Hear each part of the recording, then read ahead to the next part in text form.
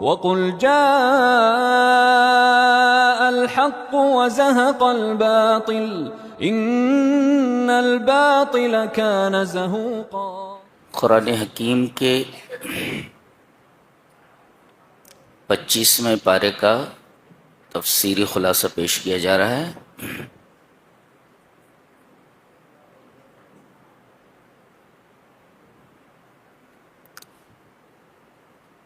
سورہ شورا یہ پہلی سورہ ہے جو اس پارے میں موجود ہے۔ اس سورہ کی ایک خاص اور اہم بات یہ ہے کہ اس میں کلمہ وحی اور اس کے مشتقات،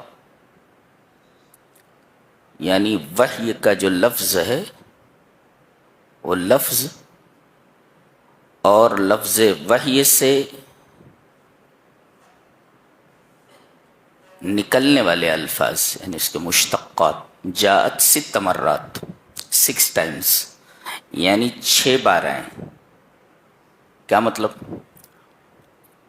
یہ قرآن حکیم وحی ہے، یہ قرآن حکیم وحی ہے، یہ قرآن حکیم وحی ہے، یہ قرآن حکیم وحی ہے۔ 6 مرتبہ یہ لفظ لایا گیا ہے، اشارہ اس بات کی طرف ہے کہ مشرکین جو افواہ پھیلا رہے ہیں کہ یہ قرآن اختلقہ محمد صلی اللہ علیہ وسلم من قبل نفسہ ونسبہ الی اللہ، کہ محمد صلی اللہ علیہ وسلم نے اس قرآن کو اپنی طرف سے گھڑ لیا ہے اور اسے اللہ کی طرف منسوب کر کے کہتے ہیں کہ یہ قرآن اللہ کا کلام۔ تو اس سورہ کریمہ میں 6 بار لفظ وحی آیا ہے کہ یہ محمد کا کلام نہیں ہے صلی اللہ علیہ وسلم، یہ ہماری طرف سے کی گئی وحی ہے۔ ایک بات تو یہ بیان کی گئی یہاں پہ، اور اس سورہ کریمہ کو توحید سے شروع کیا جا رہا ہے۔ پہلے توحید کا بیان ہے، اوپر سے توحید ہی کا بیان آ رہا ہے وحی کے لفظ کے ذکر کے بعد۔ یہ کہا جا رہا ہے کہ ام اتخذوا من دونہ اولیاء، یعنی انہوں نے اللہ کو چھوڑ کر دوسرے سہارے بنا لیے ہیں کہ یہ ہمارا بنا سکتے ہیں، یہ ہمارا بگاڑ سکتے ہیں۔ ایسے سہارے انہوں نے بنا لیے ہیں۔ لفظ دیکھ رہے ہیں، سچ مچ وحی یہی ہے۔ اتخاذ کا مطلب ہوتا ہے ٹو میک، بنانا۔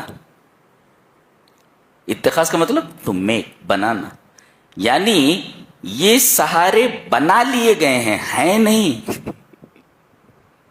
ایک ہوتا ہے سہارا ہونا اور ایک ہوتا ہے سہارا بنا لینا۔ یہ مین میڈ ہیں، یہ تو مطلب ہوا، یہ مین میڈ کارساز ہیں، یہ بنائے گئے ہیں، بنے ہوئے نہیں ہیں، ان کو لوگوں نے بنا لیا۔ وہ کہتے نہیں پیرا نمی پرند مریدہ می پر آنند، پیر لوگ نہیں اڑتے ہیں، مرید لوگ ان کو اڑا دیتے ہیں۔ ام اتخذوا من دونہ اولیاء، انہوں نے اللہ کو چھوڑ کر کارساز بنا لیا۔ کارساز میں کام بنانے والا، یہ ہمارے کام بناتے ہیں۔ تو فاللہ هو الولی، دیکھو اللہ یہ عربی زبان میں عربی قاعدے کے مطابق مبتدا ہے اور الولی جو اس کی خبر ہے، اور مبتدا اور خبر کے درمیان ہوا جو ضمیر ہے اس کی فصل آئی ہے۔ جب ایسا ہو تو خبر مبتدا میں محصور ہو جاتی ہے. یہ ضابطہ ہے نحو کا. یعنی انہوں نے اللہ کے علاوہ کارساز بنا لیے ہیں، وہ بنے ہوئے ہیں. حقیقت کیا ہے؟ حقیقت یہ ہے کہ اللہ هو الولی، اللہ ہی کارساز ہے. اللہ کارساز نہیں، اللہ ہی کارساز ہے. یہ مطلب ہوا.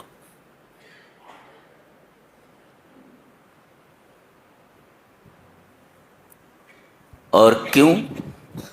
اس لیے کہ اس کے اندر ایک صفت ایسی ہے جو ان کے اندر نہیں ہے. کیا؟ وَهُوَ يُحْيِي الْمَوْتَى، وہ مردوں کو زندہ کرتا ہے. پتہ یہ چلا کہ جو اپنی موت نہ روک سکے اور مر جائے وہ کبھی بھی کارساز نہیں ہو سکتا. دلیل دی گئی ہے. پہلے کیا کہا گیا؟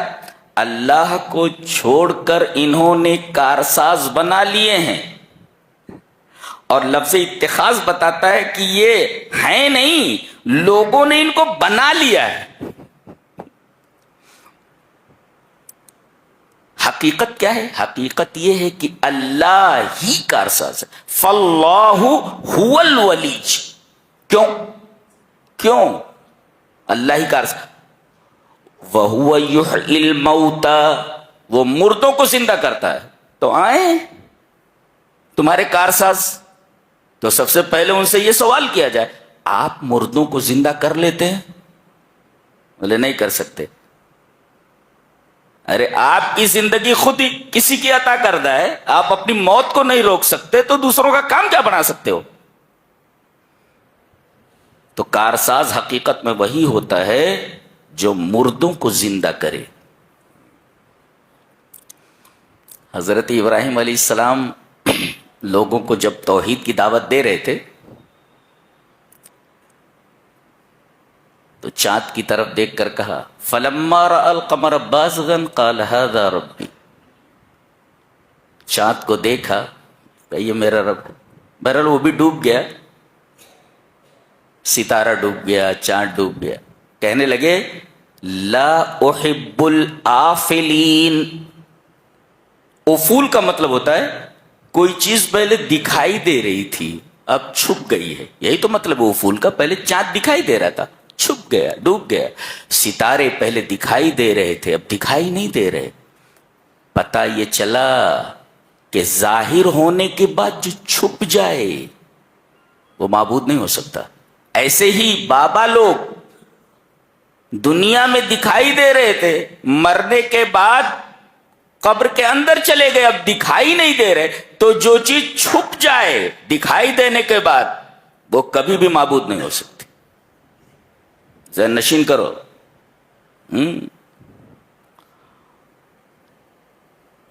اچھا، وہی کارساز ہے. کیوں؟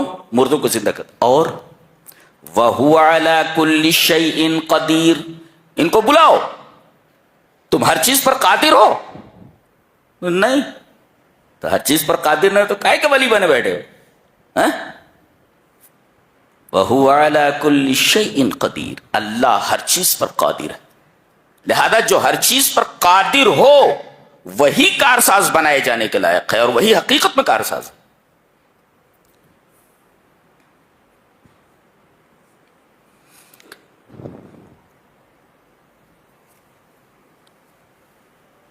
آگے یہ بیان کیا جا رہا ہے کہ یہ دنیا کھیتی ہے. کھیتی، اس میں کافر بھی کھیتی کر رہا ہے اور مومن بھی کھیتی کر رہا ہے. زمین ایک ہے، کھیتی دونوں کر رہے ہیں، مومن بھی اور کافر بھی. لیکن مومن دنیا میں جو کھیتی کر رہا ہے وہ در حقیقت اپنی آخرت بنانے کے لیے کھیتی کر رہا ہے، اور کافر صرف دنیا بنانے کے لیے کھیتی کر رہا ہے. دونوں کی کھیتی کرنے میں فرق بہت بڑا ہے. اللہ یہ فرما رہا ہے کہ مومن اس زمین میں آخرت کی کھیتی کر رہا ہے تو اس کا یہ مطلب نہیں ہے کہ ہم اسے دنیا نہیں دیتے، دنیا بھی دیتے ہیں اس کو ہم، اور آخرت کی کھیتی کر رہا ہے تو ہم اسے آخرت تو دیں گے ہی۔ بہت عجیب و غریب نقطہ بیان کیا گیا ہے، من کان یرید حرث الآخرۃ نزد لہ فی حرثہ، جو آخرت کی کھیتی چاہتا ہے تو ہم اسے اتنا دیتے ہیں جتنا وہ چاہتا ہے، اور ومن کان یرید حرث الدنیا نؤتہ منہا، اور جو یہاں دنیا کی کھیتی کر رہا ہے تو ہم اسے اتنا دیتے ہیں جتنا ہم چاہتے ہیں۔ یہ فرق ہے، جو یہاں آخرت کی کھیتی کر رہا ہے تو ہم اسے اتنا دیتے ہیں جتنا وہ چاہتا ہے، اور جو اس دنیا میں دنیا کی کھیتی کر رہا ہے تو ہم اسے اتنا دیتے ہیں جتنا ہم چاہتے ہیں۔ یہ عجیب و غریب نکتہ ہے، نزید لہو فی حرثہ کہا گیا، اور دوسرے وما لہو فی الآخرۃ من نصیب، یہ کافر جو کھیتی کر رہا ہے آخرت میں اس کا کوئی حصہ نہیں، تو فائدے میں کون ہے؟ فائدے میں مومن نے، اس لیے کہ وہ آخرت کی کھیتی کر رہا ہے، اور آخرت کی کھیتی کرتے ہوئے ایسا نہیں ہے کہ اسے دنیا نہیں مل رہی ہے، دنیا بھی مل رہی ہے لیکن مقصود آخرت ہے۔ لہذا اللہ یہ فرما رہا ہے کہ آخرت کی کھیتی کرنے والوں کو ہم اتنا دیتے ہیں جتنا وہ چاہتے ہیں، اور دنیا کے لیے جو کھیتی کرتا ہے ہم اسے اتنا دیتے ہیں جتنا ہم چاہتے ہیں، نؤتہ منہا، اور پوری دنیا نہیں دیتے، دنیا کا تھوڑا سا حصہ دے دیتے ہیں جتنا ہم چاہتے ہیں۔ اللہ، تو آخرت کی کھیتی کرو، دنیا تو ملنے ہی والی ہے۔ یہ فرق ہے۔ اللہ کی ایک صفت یہاں اس سے پہلے بیان کی گئی ہے، اللہ لطیف بعبادہ، جی اللہ اپنے بندوں پر لطیف ہے۔ ما معنی لطیف؟ What is the meaning of لطیف؟ لطیف کا مطلب بتاتے ہیں کہ الذی لا یعاجل عقوبۃ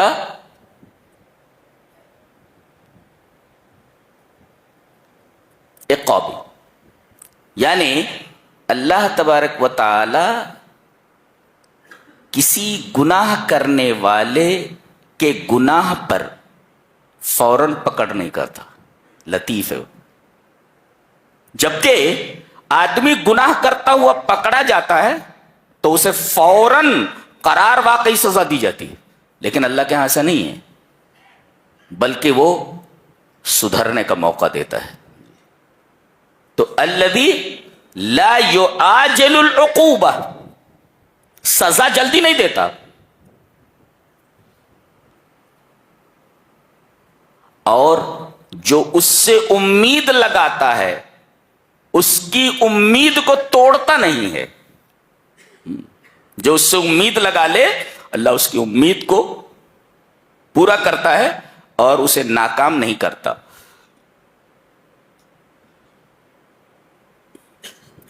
اور دوسرے لطیف کا ایک معنی یہ بھی ہے کہ الذی یجبر الکثیر ویوسر الاسیر، لطیف وہ ہے جو ٹوٹے ہوئے دل کو جوڑ دے اور جو مشکل چیز کو آسان بنا دے، وہ لطیف، جو مشکل کو آسان کر دے اور جو ٹوٹے ہوئے دل کو جوڑ دے۔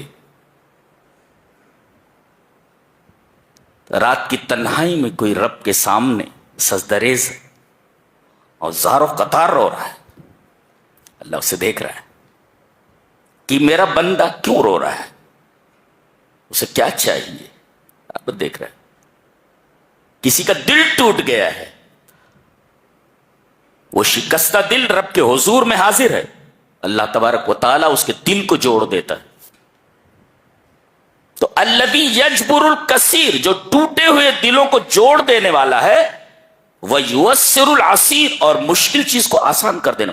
لہذا مشکلات آئیں تو آسانی اسی سے مانگو، دل ٹوٹ جائے تو تلافی کے لیے اسی سے درخواست کرو، جڑنے کے لیے، جوڑنے کے لیے اسی سے درخواست کرو. یہ ہے لطیف کا معنی. اللہ لطیف بعبادہ. اللہ.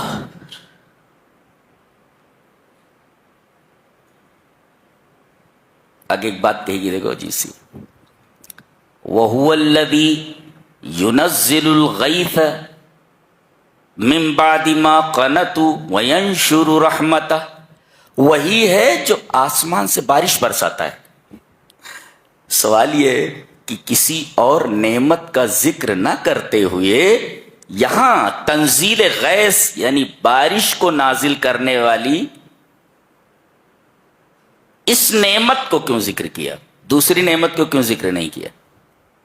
اللہ کی بہت ساری نعمتیں ہیں نا، تو صرف بارش کے نازل کرنے کی نعمت کو کیوں ذکر کیا؟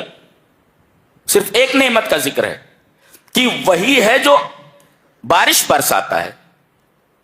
تو بارش برسانا، بارش ایک نعمت ہے، تو صرف اسی نعمت کا یہاں پر تذکرہ کیوں کیا گیا؟ خالی اسی نعمت کا.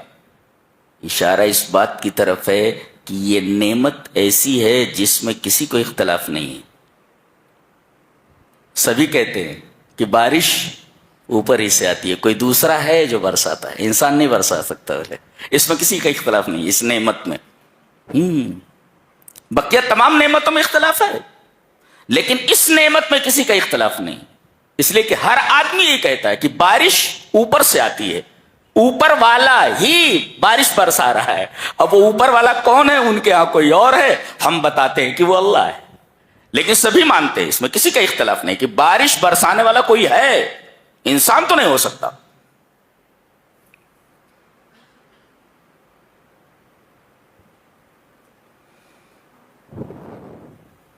یہ دیکھو ایک آیت کریمہ، دیکھو اس کی ترتیب اتنی خوبصورت ہے کہ اس آیت کریمہ پر جب میں پہنچا تو بڑی دیر تک سکتے کے عالم میں رہا.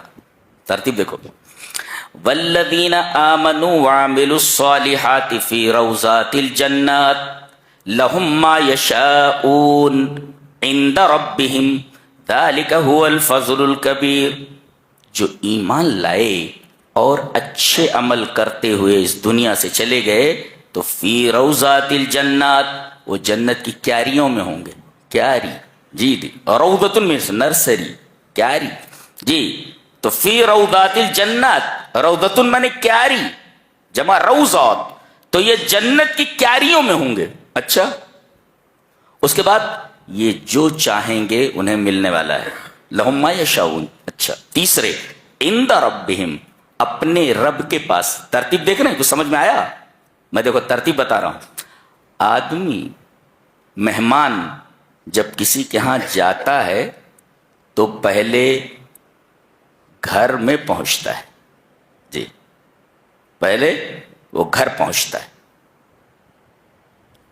کوئی مہمان کہیں جاتا ہے تو پہلے گھر میں پہنچتا ہے. اب دیکھو یہ ایمان اور عمل صالح والے کہاں پہنچے؟ منزل اکرام روضات الجنات میں.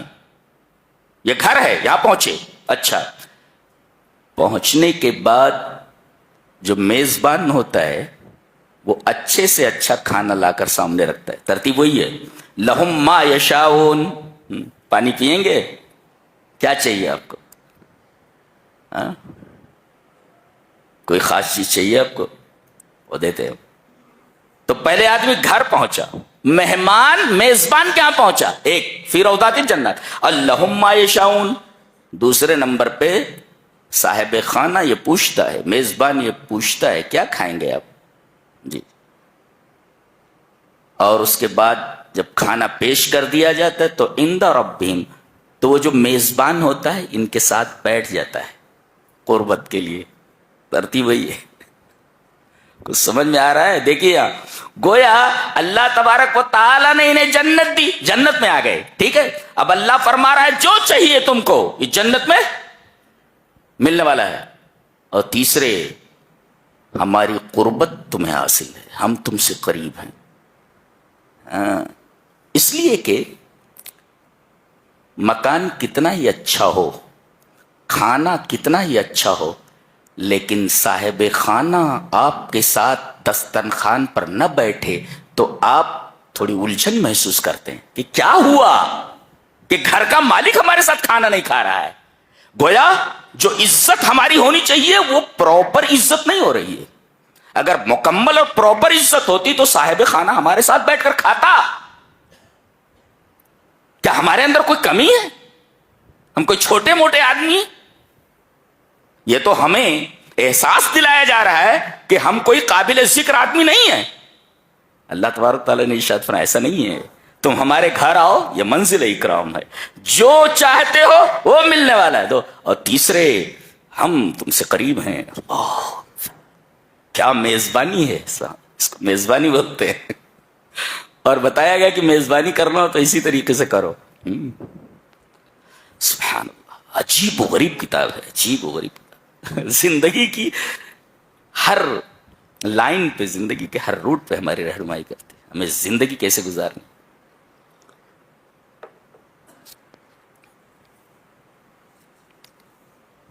غضب کی کتاب ہے.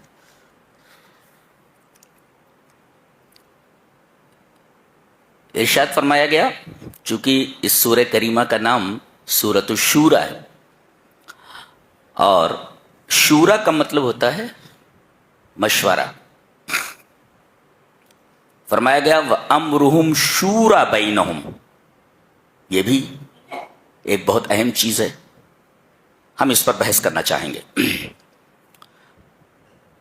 مسلمانوں کا معاملہ اپنے درمیان مشورہ ہے. وَأَمْرُهُمْ شُورَى بَيْنَهُمْ.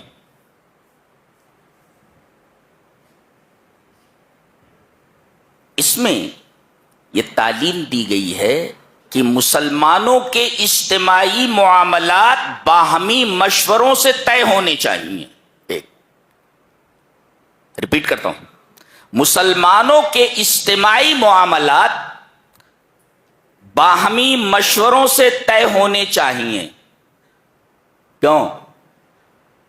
چوتھے پارے میں سورہ آل عمران میں خود اللہ تعالیٰ نے اپنے نبی کو حکم دیا وَشَاوِرْهُمْ فِي الْأَمْرِ. صحابہ کرام سے آپ معاملے میں مشورہ طلب کیجئے. نبی کسی کے مشورے کا محتاج ہے، لیکن مشورے کو اتنی اہمیت دی گئی ہے کہ نبی سے کہا جا رہا ہے کہ آپ صحابہ کرام سے مشورہ کیجئے. نبی مشورے میں کسی کا محتاج نہیں ہوتا، وہ خود فیصلہ کرتا ہے. لیکن یہاں نبی کو یہ حکم دے کر کے کہ تم صحابہ کرام سے معاملات میں مشورہ کر لیا کرو، اشارہ اس بات کی طرف ہے کہ امت کے اندر مشورے کی یہ سنت قائم رہنی چاہیے، جاری رہنی چاہیے کہ کوئی بھی معاملہ ہو اجتماعی سب بیٹھ کر مشورہ کریں. اور عقل بھی اس کو درست مانتی ہے. کیوں؟ اس لیے کہ متعدد عقلوں کا اجتماع ایک عقل کے مقابلے میں زیادہ مفید اور زیادہ کارآمد ہوتا ہے. اس لیے کہ جب مختلف اور متعدد مشورے آ جائیں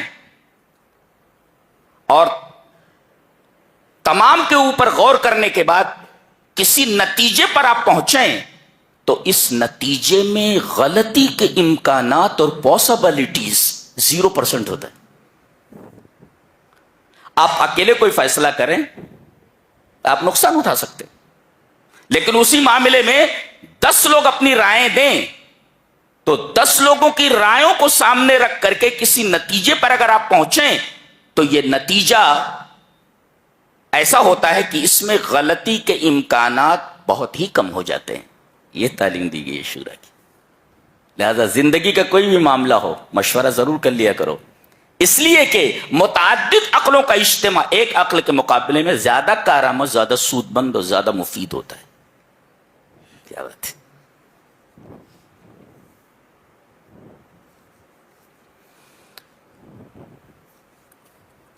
بتایا گیا کہ مومنین کی ایک نمایاں خصوصیت ہے، جی ایمان لانے والوں کی، وہ ہونی چاہیے ان کے اندر. بہت ساری صفتیں ہیں، بہت سارے ایٹریبیوٹس ہیں جو ان کے اندر ہونی چاہیے. ایک بالکل پروناؤنسڈ، بالکل نمایاں صفت جو ان کے اندر ہونی چاہیے وہ یہ ہے. کیا؟ عام طور پر ایسا ہوتا ہے.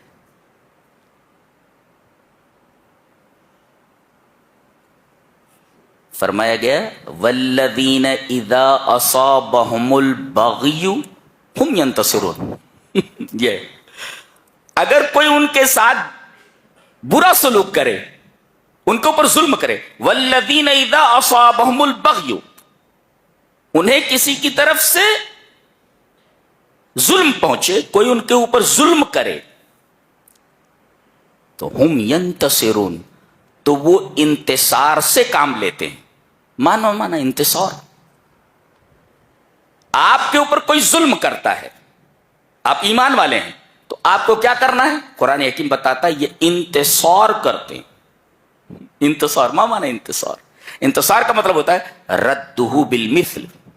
جی، جیسے اس نے ظلم کیا ہے آپ اتنا ہی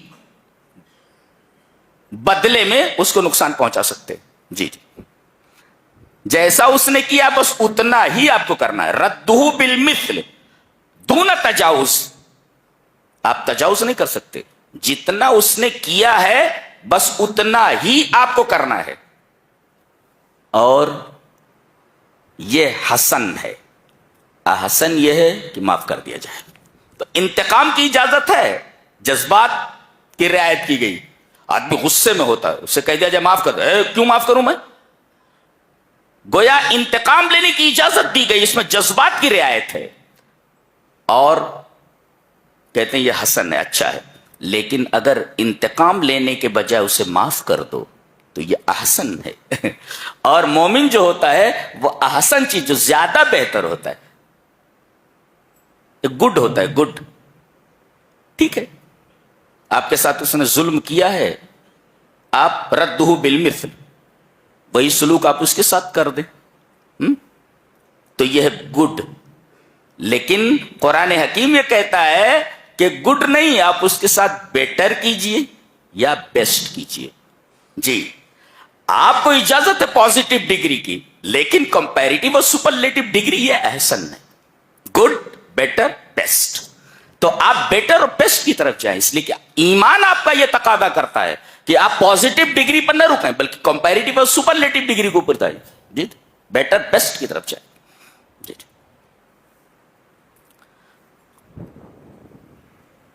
اسی بات وَجَزَاءُ سَيِّئَةٍ سَيِّئَةٌ مِثْلُهَا، برائی کا بدلہ اسی کے مثل برائی ہے. ایک گلاس میں کوئی چیز ہے، جتنا اس گلاس کے اندر مادہ تھا اس کا نقصان ہو گیا، تو آپ ایک ہی گلاس چیز لیجئے. یہ جزاء سیئۃ سیئۃ مثلھا، اسی کے مثل، زیادہ نہیں. ایک گلاس نقصان ہو جائے تو 2 گلاس آپ نہیں لے سکتے. جی جی. اور اس کے بعد کہا گیا فمن عفا، جو معاف کر دے، فاجرہ علی اللہ. کون نہیں چاہے گا کہ دنیا میں ہم کسی کو معاف کر دیں اور اس کا اجر اللہ دینے؟ تو آدمی یہ کہے گا، دیکھو کتنی اچھی بات کہی گئی. انتقام لینے کی اجازت ہے، جذبات کی رعایت کی گئی، لیکن یہ کہا گیا فمن عفا، جو معاف کر دے، واصلح، اور اصلاح کر لے، فاجرہ علی اللہ، تو اس معافی کا بدلہ اللہ کے پاس ہے.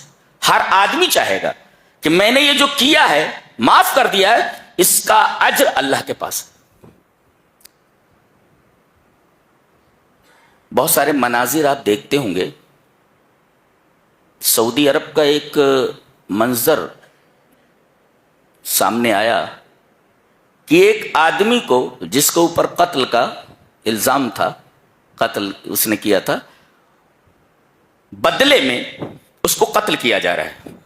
ایک آدمی کو اس نے قتل کیا تو بدلے میں اس کو قتل کیا جا رہا ہے. ردہ بالمثل، قتل کے بدلے قتل، ردہ بالمثل. اور اسے بٹھا دیا گیا،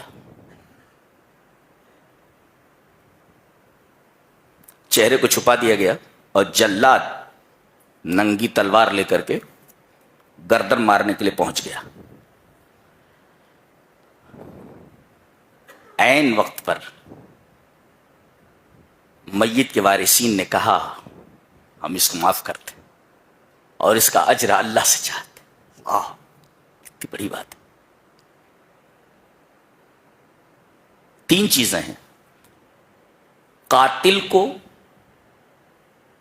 آپ دیت لے کر چھوڑ دیں. کسی آدمی کو قتل کر دیا گیا ہے تو مقتول کے وارثین اس سے دیت لے لیں جی اس کو چھوڑ دیں. دوسرا آپشن ہے قصاص لیں. قتل کیا ہے قتل کر دیا جائے. اور تیسرے معاف کرنا چاہیے معاف کر دیں. یہ دیکھیے 3 چیزیں. مقتول کو چاہے آپ قتل کر دیں ردو بالمثل اجازت ہے. آپ چاہیں تو دیت لے لیں. کروڑوں روپے بنتے ہیں اس کے جی. اور چاہیں تو آپ معاف کر دیں. یہ معافی اللہ کو بہت پسند ہے اس لیے کہ خود اس کی صفت ہے عفو غفور. عفو ہے وہ بہت معاف کرنے والا ہے. اور آپ یہی چاہتے ہیں نا آپ یہی پڑھتے ہیں نا تاخراتوں میں اللہم انک عفو.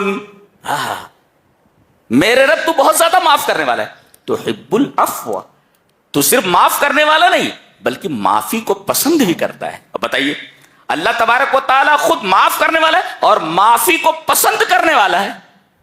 اب حوالہ دیا گیا تو میرے رب تو معاف کرنے والا ہے اور معافی کو پسند بھی کرتا ہے. فاعف عنی تو تم مجھے معاف کر دے. معاف کر. بندہ دیکھو کتنے پیار سے بول رہا ہے میرے رب تو معاف کرنے والا ہے اور معافی کو پسند بھی کرتا ہے. تو پسند کر رہا ہے تو تجھے معاف کر دے. جس چیز کو تو پسند کر رہا ہے نا وہ میرے ساتھ کر دے مجھے معاف کر دے. ایسا ہے.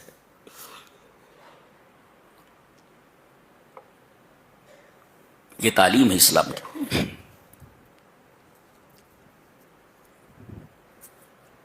ایک حیرت انگیز بات کہی جا رہی ہے. دیکھو قرآن حکیم کا اسلوب دیکھو بات کرنے کا. للہ ملک السماوات والارض. یقیناً زمین اور آسمان کی بادشاہت صرف اللہ کی ہے. مختار کل ہے. ایک یخلق ما یشاء جو چاہے پیدا کرے جو چاہے پیدا کرے. ایک یہب لمن یشاء اناثا جسے چاہے بیٹیاں دے. وَيَهَبُ لِمَن يَشَاءُ الذُّكُورَ جسے چاہے بیٹے دے.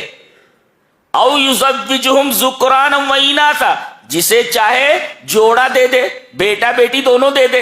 وَيَجْعَلُ مَن يَشَاءُ عَقِيمًا اور جسے چاہے 5 بنا دے. نہ بیٹا دے نہ بیٹی.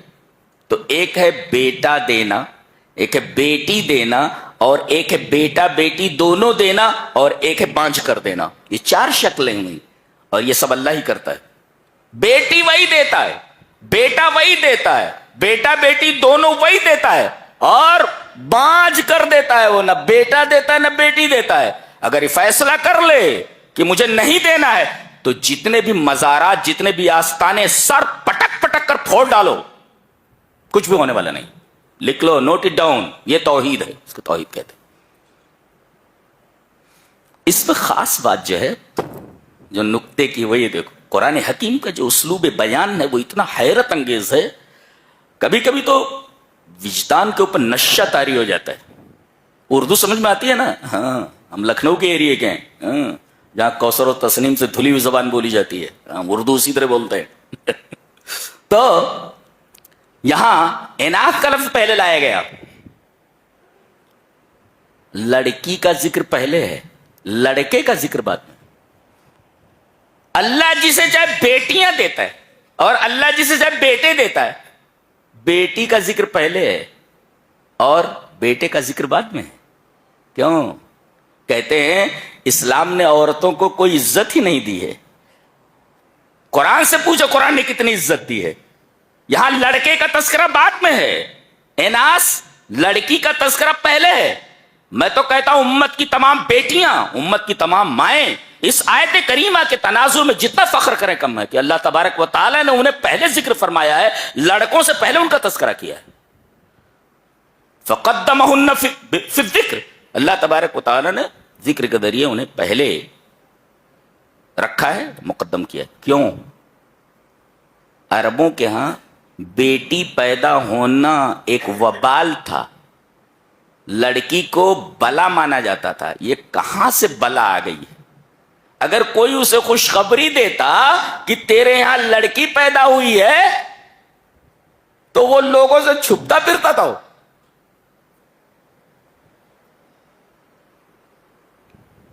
یعنی لڑکیوں کی پیدائش کو آر سمجھا جاتا. وہ 22 سے ننگو آر تھیں,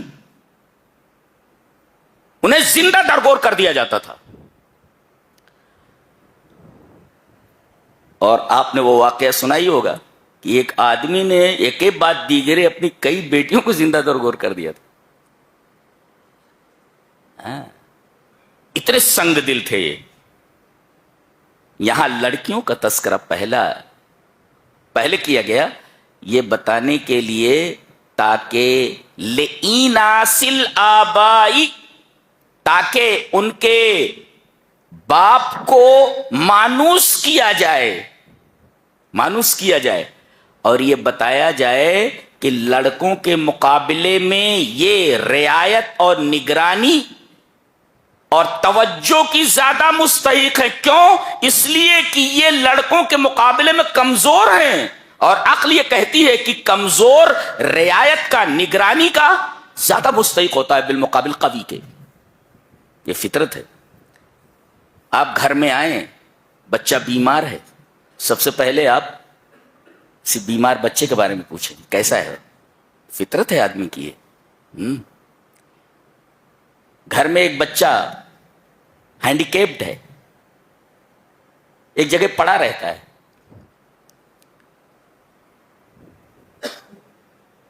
ایک بیکار شے ہے لوگوں کی نگاہ میں. باپ گھر میں جب داخل ہوگا تو بیوی سے سب سے پہلے یہ پوچھے گا اس کی طبیعت کیسی ہے, اس نے کچھ کھایا کہ نہیں کھایا. آدمی کی فطرت اللہ نے ایسی رکھی ہے کہ وہ کمزوروں پر زیادہ توجہ دیتا ہے. یہاں بھی لڑکی کا تذکرہ پہلے کرنے کا فلسفہ یہ ہے کہ اللہ تبارک و تعالی نے لڑکیوں کے باپوں کو متوجہ کیا اس بات پر کہ یہ بیٹیاں تمہارے بیٹوں کے مقابلے میں بہت کمزور ہیں, لہذا تمہارے اخلاق کا, تمہارے ضمیر کا, تمہارے جذبات کا اولین تقاضا یہ ہے کہ بیٹیوں کے اوپر زیادہ توجہ صرف کرو بالمقابل بیٹوں کے. اس وجہ سے لڑکیوں کا تذکرہ پہلے کیا گیا تاکہ ان کے باپ کو متوجہ کیا جا سکے کہ بیٹیوں کے اوپر توجہ زیادہ دو بالمقابل لڑکوں کے, اس لیے کہ بیٹیاں کمزور ہیں اور آدمی کا ضمیر یہ کہتا ہے کہ کمزوروں کے ساتھ شفقت کا برتاؤ زیادہ کیا جائے بالمقابل قوی کے مقابل طاقتور کے. تم یہ ہے قرآن.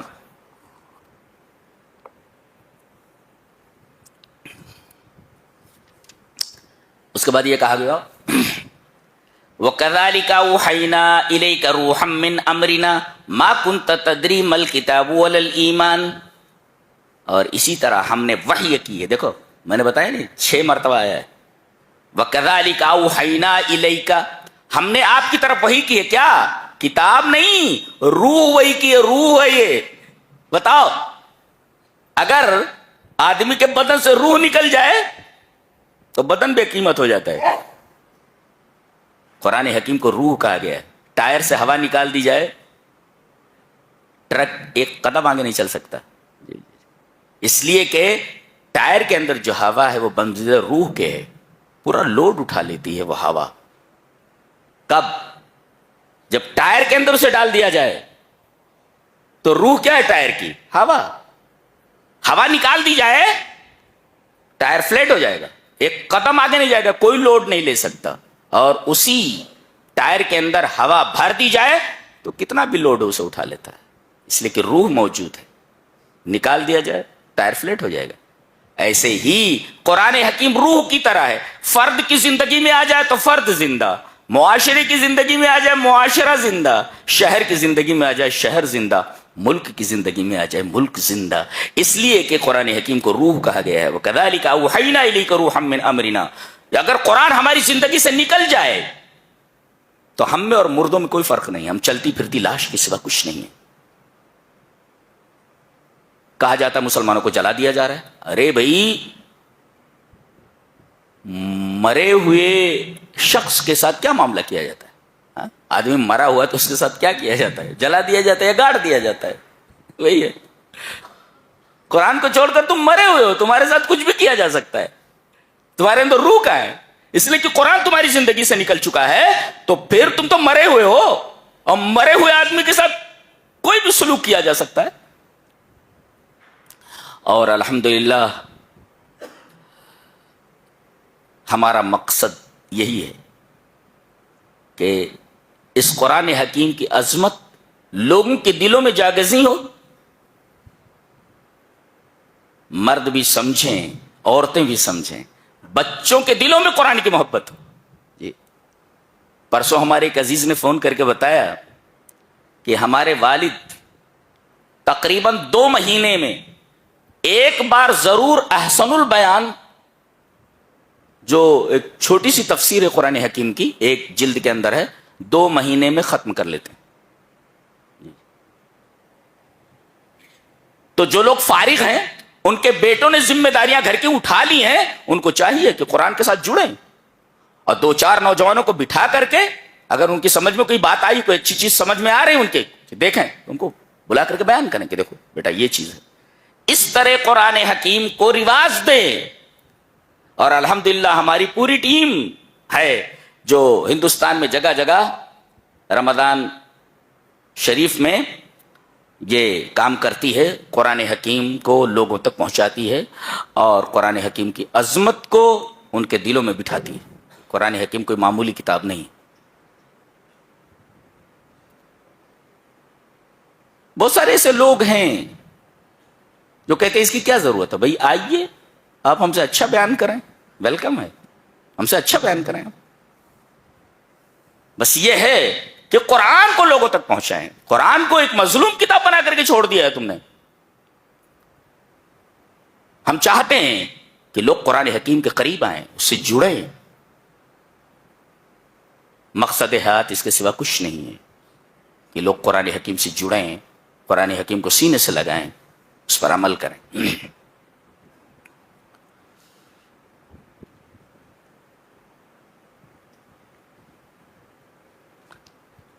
عورتوں کے تعلق سے ایک بات کہی جا رہی ہے، پہلے دیکھیں. اور کسی بات کو سمجھنے کے لیے قرآن حکیم کا سیاق سباق اور سیاق لحاق دونوں کو پیش نظر رکھنا ضروری ہے. یعنی اس بات کے پہلے کیا کہا گیا ہے اور اس بات کے بعد میں کیا کہا، جس کو کہتے ہیں سیاق سباق، پہلے جو گزر چکا، جو پہلا کانٹیکسٹ ہے وہ، اور سیاق لحاق بعد میں کیا کانٹیکسٹ ہے. دونوں کانٹیکسٹ کو سمجھنے کے بعد اس چیز کو سمجھے آپ، پہلے کیا کہا گیا، بعد میں کیا کہا گیا. مشرکین کہتے تھے کہ فرشتے اللہ کی بیٹیاں ہیں. فرشتے اللہ کی بیٹیاں ہیں. اللہ تبارک تعالیٰ نے ارشاد فرمایا کہ تم کہتے ہو کہ فرشتے اللہ کی بیٹیاں ہیں، جبکہ بیٹیاں تمہیں خود پسند نہیں ہیں. بیٹیاں تمہیں خود پسند نہیں ہیں، تم تو بیٹیوں کو زندہ ترغور کر دیتے ہو. تو جو تمہیں پسند ہے وہ اپنی طرف منسوب کرتے ہو، اور جو تمہیں پسند نہیں وہ اللہ کی طرف منسوب کرتے ہو. یہ کہاں کا انصاف ہے؟ تلک اذن قسمۃ ضیزہ ہے. یہ تو بڑی ٹیڑھی تقسیم ہے، یہ بڑی ٹیڑھی تقسیم ہے. جس کو تم پسند کرتے ہو لڑکوں کو، اسے اپنی طرف منسوب کرتے ہو، اور لڑکیاں جن کو تم پسند نہیں کرتے انہیں اللہ کی طرف منسوب کر دیتے ہو، کہتے ہو کہ فرشتہ اللہ کی بیٹیاں ہیں. اب عورتوں کے بارے میں کہا جا رہا ہے بیچ میں لا کر کے. سیاق سباق ذہن میں رکھیں کہ پہلے کیا کہا گیا ہے. مشرکین کہتے ہیں کہ فرشتے اللہ کی بیٹیاں ہیں، بیچ میں کہا جا رہا ہے أَوَمَن يُنَشَّأُ فِي الْحِلْيَةِ وَهُوَ فِي الْخِصَامِ غَيْرُ مُبِينٍ. کیا جس کی پرورش زیورات میں ہوئی ہو اور وہ بحث کے دوران اپنی بات کو واضح طور پر نہ پیش کر سکے، اس کو تم اللہ کی طرف منسوب کرتے ہو. عورتوں کے بارے میں دو چیزیں بیان کی گئی. ایک تو زیورات میں اس کی پرورش ہوتی ہے. نشا اے شبت و ترارات، یعنی بچپن ہی سے لڑکیوں کی پرورش زیورات میں ہوتی ہے، بناؤ سنگار میں ہوتی ہے.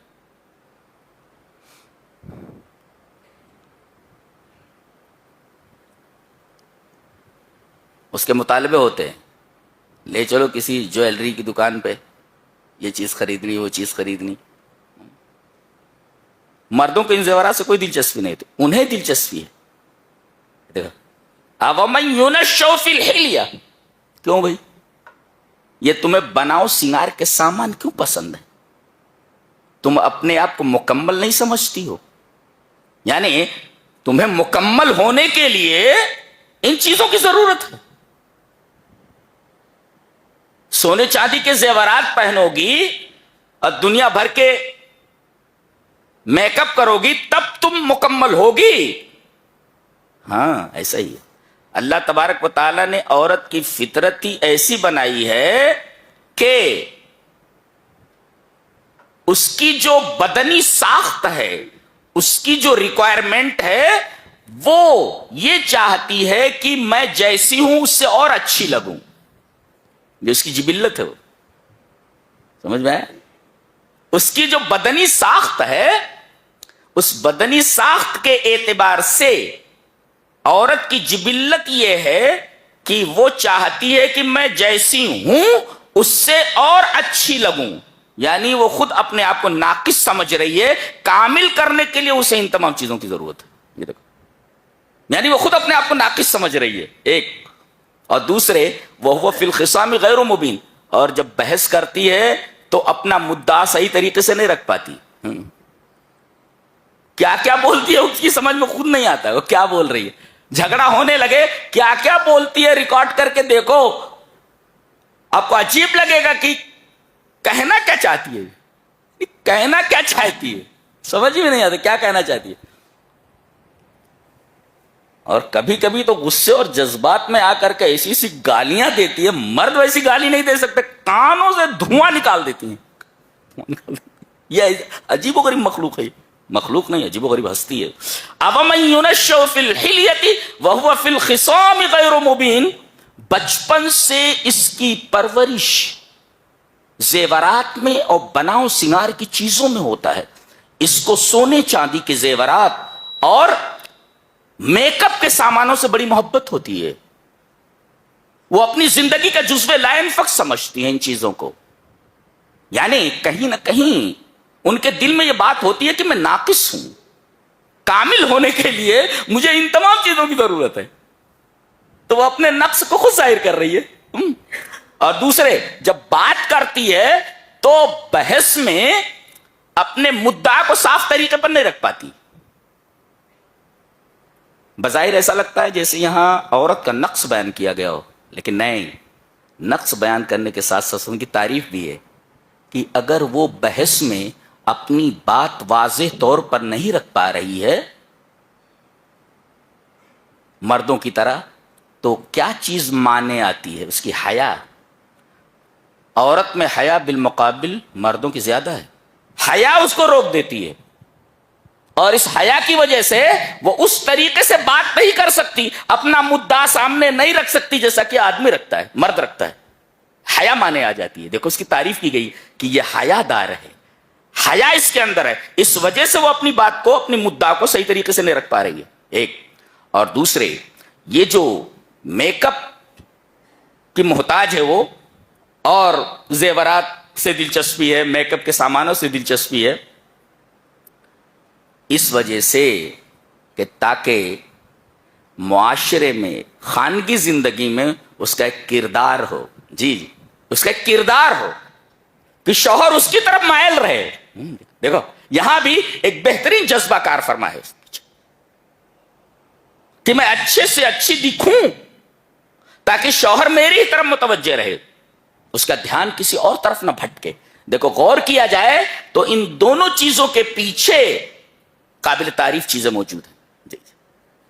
پھر بھی دیکھا جائے تو ایک طریقے کا نقص ہے یہ. تو اللہ تبارک تعالیٰ نے یہ فرمایا کہ تم ناقص چیز کو ہماری طرف منسوب کرتے ہو اور جسے تم کامل سمجھتے ہو یعنی مرد اس کو تم اپنی طرف منسوب کرتے ہو. یہ کہاں کا انصاف ہے؟ یہ ایک ٹیڑھی تقسیم ہے یہ. اس کے بعد فرمایا جب تقسیم کی بات آئی تو آگے یہ ذکر کیا گیا کہ رزق کا جو نظام ہے اور اس کی تقسیم کا جو سلسلہ ہے وہ پورا کا پورا اللہ کے ہاتھ میں ہے. اگر آدمی کے ہاتھ میں نظام رزق دے دیا جائے تو میرا خیال ہے کہ اپنے دشمن کو وہ ایک لقمہ دینے کے لیے تیار نہیں ہوگا. وہ یہ چاہے گا کہ میرا دشمن بھوکا مر جائے. اسی وجہ سے اللہ تبارک تعالیٰ نے رزق کا پورا نظام اپنے ہاتھ میں رکھ رکھا ہے. فرمایا گیا اہم یقسمون رحمت ربک، وہ تیرے رب کی رحمتیں یہ تقسیم کر رہے ہیں تیرے رب کی رحمت.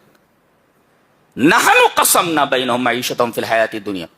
سوال یہ پیدا ہوا کسی کو کم دیا کسی کو زیادہ دیا کیوں؟ کسی کو امیر بنایا کسی کو غریب بنایا. کسی کو دیکھو کہ آفس میں اے سی روم میں بیٹھا ہوا ہے اور کوئی بیچارہ فٹ پاتھ پہ گرمی برداشت کرتے ہوئے جوتے پر پالش کر رہا ہے. یہ تقسیم اللہ کی ہے؟ بالکل اللہ کی تقسیم ہے. ایسا کیوں کیا اس نے؟ اس لیے کہ یہ جو تقسیم ہے یہ ضروری تھی دنیا چلنے کے لیے، ورنہ دنیا کا سارا کاروبار ٹھپ ہو جائے. اگر سب کو بنگلے دے دیے جائیں آپ کا جوتا کون بنائے گا؟ سب کو بنگلے دے دیے جائیں آپ کے جوتے پر پالش کون کرے گا؟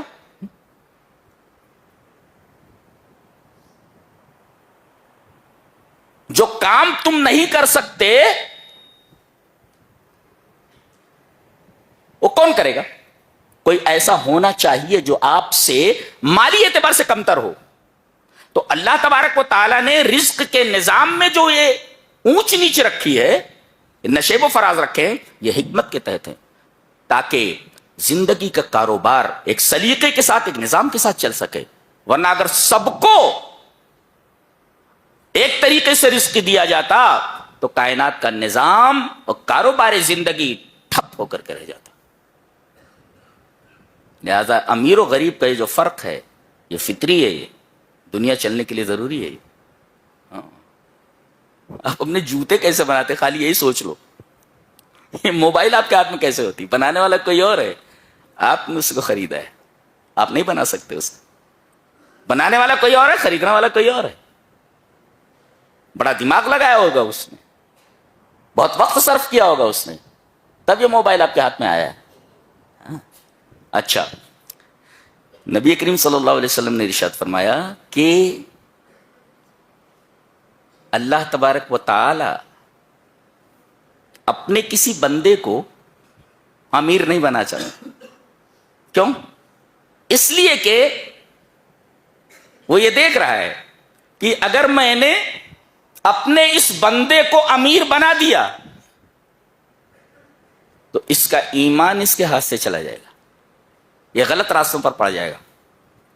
تو کبھی اس وجہ سے اللہ تبارک تعالیٰ اپنے کسی بندے کو امیر نہیں بنانا چاہتا، اس لیے کہ خود اس کے حق میں یہ چیز اچھی نہیں ہے کہ اگر اسے رزق فراوانی کے ساتھ دے دیا گیا، رزق فراواں عطا کر دیا گیا تو وہ پٹری سے ہٹ جائے گا، ایمان سے ہاتھ دھو بیٹھے گا. اور اللہ یہ دیکھتا ہے کہ اگر میں نے اپنے اس بندے کو غریب کر دیا تو غریبی کی وجہ سے اس کا ایمان چلا جائے گا، تو اللہ تبارک و تعالیٰ اس کو پیسے دے دیتا ہے اور اس کو پیسے سے محروم رکھتا ہے، ایک خاص مقدار میں روزی عطا کرتا ہے. گویا کہ ہر چیز ایک خاص اندازے کے ساتھ چل رہی ہے.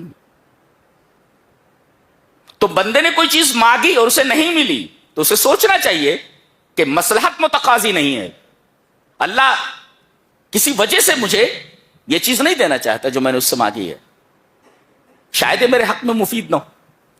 یہ سوچنا چاہیے، اس لیے کہ ہم جو چیز مانگ رہے ہیں ہمیں کیا پتا کہ یہ چیز ہمارے حق میں مفید ہے کہ غیر مفید. جس نے ہم کو بنایا ہے، جو ہمارا رب ہے، اسے معلوم ہے کہ کون سی چیز میرے حق میں مفید ہے اور کون سی چیز میرے حق میں مضر ہے. ایک بچہ ہے بخار سے تپ رہا ہے اور اپنے والدین سے آئس کریم کھانے کی ضد کر رہا ہے, ایسی چیز کھانے کی ضد کر رہا ہے جو اس کے مرض کو مزید بڑھا دے. ماں باپ چونکہ مربی ہیں, کبھی بھی لڑکے کی خواہش پوری نہیں کریں گے, اسے آئس کریم لے کر کے نہیں دیں گے.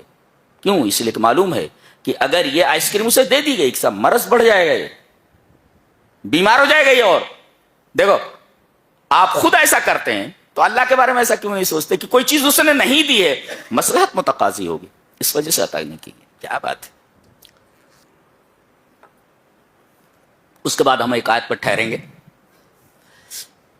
متوجہ ہیں, بہت ہی عجیب و غریب آیت. وَمَن يَعْشُ عَن ذِكْرِ الرَّحْمَنِ نُقَيِّضْ لَهُ شَيْطَانًا فَهُوَ لَهُ قَرِينٌ. اس میں ہم پہلے دو لفظوں پر بحث کریں گے, اس کے بعد ہم اس کے معنی پر آتے ہیں. غور سے میری طرف متوجہ ہو جائیے, بہت عجیب و غریب آیت ہے یہ. اشا یاشو کا مطلب ہوتا ہے رتوندھی والا ہونا, جس کو رتوندھی ہو جائے. اردو ہے یہ رتوندھی. رتوندھی کا مطلب یہ ہوتا ہے کہ شام ہو جانے کے بعد اسے دکھائی تو دیتا ہے مگر پوری طرح دکھائی نہیں دیتا. بیوی آ گئی, کہا جی بہن جی, ارے وہ بہن نہیں ہے, وہ بیوی ہے تیری, اس لیے کہ وہ ینظر بنظر ضعیف ینظر ببصر ضعیف, رتوندی والا ہے, وہ دیکھ تو رہا ہے مگر پوری طرح نہیں دیکھ پا رہا ہے. تو اس کو کہتے اشا یاشو, رتوندی والا ہونا, یعنی کوئی چیز پوری طرح اسے دکھائی نہ دے. وہی فرمایا گیا. تو جو رحمان کے ذکر سے, یہ رحمان کا ذکر کیا ہے؟ ایک تو اللہ کا ذکر ہے, دوسرے سر فہرست قرآن حکیم ہے. تو جو رحمان کے ذکر سے یعنی قرآن حکیم سے رتوندی والا ہو جائے, یعنی قرآن اسے دکھائی نہ دے پوری طرح, عجیب بات. اسی طریقے سے ایک اونٹنی کو کہتے ہیں ناقۃ اشوا. ناقۃ اشوا, ناقۃ اشوا کا مطلب ہوتا ہے التی الناقۃ التی لا تبصر الا شیئا قلیلا. ایسی اونٹنی کو ناقۃ اشوا کہا جاتا ہے جو ٹھیک سے دیکھ نہیں سکتی, ہو پراپر دکھائی نہیں دیتا اس کو. جانا تھا ادھر چلی جاتی ہے, ادھر چلی جاتی ہے ادھر, صحیح سے راستہ اسے دکھائی نہیں دیتا. لا تبصر الا شیئا قلیلا. ایسے ہی جسے قرآن کے ذکر سے رتوندی ہو جائے, یعنی قرآن اسے دکھائی نہ دے پراپر دکھائی نہ دے, وہ لفظ استعمال, عجیب لفظ ہے. اچھا ایک لفظ تو یہ, اور دوسرے نقیض لہ شیطانا, تو ہم اس کے بدلے میں اس کے لیے ایک شیطان مقرر کر دیتے ہیں. یہ قیضہ کا لفظ بھی بڑا عجیب و غریب ہے. قیضہ کا مادہ قاف یہ ضاد, اس کا جو روٹ ورڈ ہے قاف یہ ضاد, اسی سے بے مقایضہ ہے. Barter system, barter system, you know barter system بولتے کہ سامان کے بدلے سامان.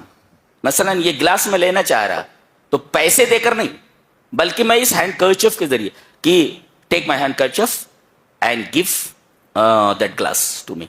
اب یہ میں ایک چیز دے کر ایک چیز لے رہا ہوں, that is called barter system. اس کو کہتے ہیں بے مقایضہ. بے مقایضہ قاف یہ بہت مطلب سامان کے بدلے سامان لینا. ایک ہے پیسے دے کر سامان لینا, ایک ہے سامان کے بدلے سامان لینا. جیسے کپڑا لے رہے ہیں اور آپ اس کے بدلے میں بکری دے دیں کہ بکری, سامان کے بدلے سامان. تو وہاں کا گویا کہ ابدال ہوتا ہے, ابدال, ایک شے کا تبادلہ ایک شے سے. دیکھو تو اگر تم قرآن حکیم سے رتوندی والے ہو گئے, قرآن حکیم تمہیں برابر دکھائی نہیں دیتا. یہ حال ہمارا ہے. قرآن حکیم گھر میں رکھا ہوا ہے, پڑھتے نہیں, سمجھتے نہیں. قرآن رکھا ہوا ہے, دکھائی نہیں دے رہا, کہاں رکھا, رتوندی والے ہو گئے. تو من یعش عن ذکر الرحمن, قرآن حکیم سے تم رتوندی والے ہو گئے ہو, تو اب اس کے بدلے میں نقیض, ابدال, الابدال, سامان کے بدلے سامان بدلے میں دے دیا. بدلے میں کیا ہے؟ بدلے میں ہم تمہارے ساتھ ایک شیطان کو لگا دیتے ہیں.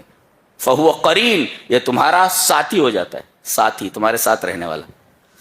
یہاں رکیں گے ہم. یہ تو 2 الفاظ تھے جن کی تشریح ضروری تھی، وہ میں نے کر دیا.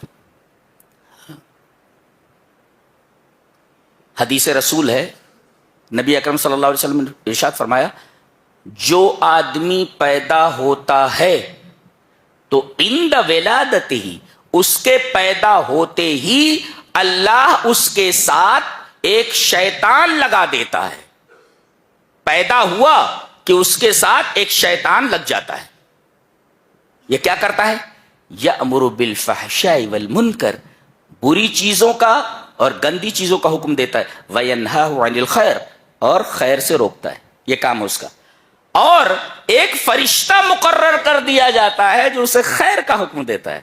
یہ دیکھو، یہ شر کا حکم دیتا ہے، یہ بھی پیدائش کے وقت مقرر کر دیا گیا. اور اس کے ساتھ ہی ایک فرشتہ مقرر کر دیا جاتا ہے، یہ اسے خیر کا حکم دیتا ہے. اور جب آدمی مر جاتا ہے، سوال یہ ہے کہ یہ جو قرین ہے، فرشتہ تو مرتا نہیں ہے، وہ تو چلا گیا. یہ شیطان بھی مرتا ہے؟ بولے نہیں.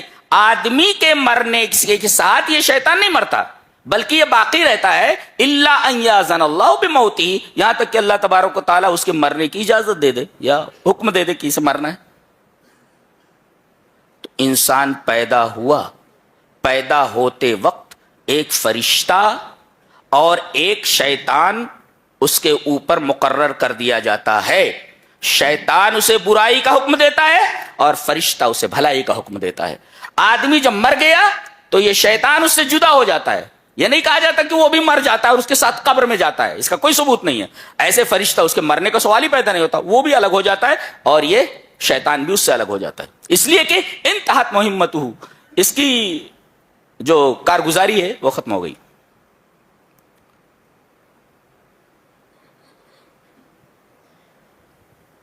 تو اس کو کہتے ہیں قرین. قرین. اب اللہ ہی فرماتے، دیکھو، جو رحمان کے ذکر سے اعراض کرے تو ہم اس کے بدلے اس کے اوپر ایک شیطان مقرر کر دیتے ہیں، وہ اس کا ساتھی ہو جاتا ہے. سوال یہ ہے کہ اللہ تبارک و تعالیٰ جو شیطان مقرر کر رہا ہے، یہ کوئی دوسرا شیطان ہے کیا؟ ایک تو پیدائشی شیطان اس کے ساتھ ہی ہے پیدا ہوتے وقت، یہ دوسرا شیطان مقرر ہوتا ہے کیا؟ بولے نہیں، بلکہ یہ وہی شیطان ہے جو پیدا ہوتے وقت اس کے اوپر جو ہے مقرر کر دیا جاتا ہے، یہ وہی شیطان ہے. تو نئی چیز کیا ہوئی؟ نئی چیز یہ ہوئی کہ وہ خالی پہلے وسوسہ دیتا تھا، آپ کو غافل کرنے کی کوشش کرتا تھا، لیکن قرآن حکیم سے اعراض کے بدلے میں اس کو تمہارے اوپر مسلط کر دیا جاتا ہے.